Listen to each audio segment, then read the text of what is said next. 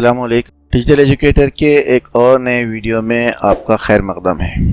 आज आपके लिए बिल्कुल ही नया वीडियो लेकर आया हूँ जिसमें आप सीखेंगे घर से बेहतर किस तरह से सीखा जाता है। इसके लिए कुछ टिप्स हैं, जैसे कि माहौल आपका अगर साथ ना दे तब आप अपने सीखने या पढ़ने को कैसे बेहतर बना सकते हैं। तो चलिए आइए आज का वीडियो शुरू करते हैं। कभी कभी स्कूल जाना भी मुश्किल हो जाता है। बीमारी या ख़राब मौसम स्कूलों को भी हफ्तों या महीनों के लिए अपने दरवाजे बंद करने पर मजबूर कर सकते हैं, जैसे कि आज के हालात हैं। लेकिन इसके दौरान सीखना ज़रूरी है। खुशकिस्मती से आज का इंटरनेट बहुत से क्लासरूमों को अमली तौर पर जमा होने की इजाज़त देता है। नए मामूल से निमटने में हमें कुछ एडजस्टमेंट करने होंगे। आपको ऐसे अदवार से गुजरने के लिए चंद नुकात पेश हैं। टिप नंबर 1, सीखने की जगह बनाएं या क्रिएट अ लर्निंग स्पेस। अपने सीखने के लिए आपको एक मखसूस जगह का इंतखाब करना है।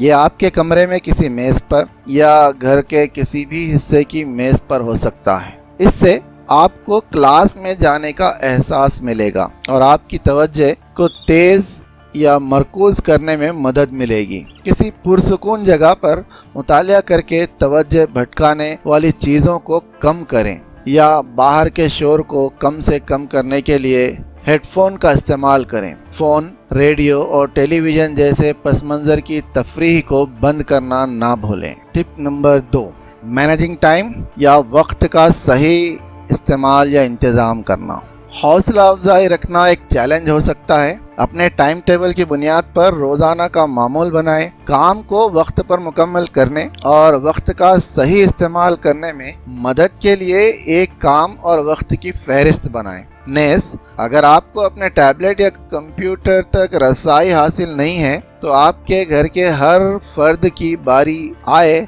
इसको यकीनी बनाने के लिए रोज़ाना शेयरिंग का मंसूबा बना लें। टिप नंबर 3, मदद तलब करना या आस्किंग हेल्प। अगर आपको मदद की ज़रूरत हो तो असातिज़ा तक पहुँचें। ज़रा याद रखना, अगर आप इन्हें स्कूल के आम औकात से बाहर ईमेल या फ़ोन करते हैं तो आपका जवाब शायद आते आते वक्त लग जाएगा। इसलिए कुछ ऐसी तरकीब इस्तेमाल करें ताकि जवाब ज़रा आसानी से आ सके। यानी अपनी क्लास के लिए तरतीब दिए गए ऑनलाइन डिस्कशन ग्रुप में हिस्सा लें। दूसरे हम जमातों से ताल्लुक़ में आने से आपको ये पता चलता है कि आपको सवालात कहाँ पहुँचाना है या इन सवालात को कैसे हल करना है।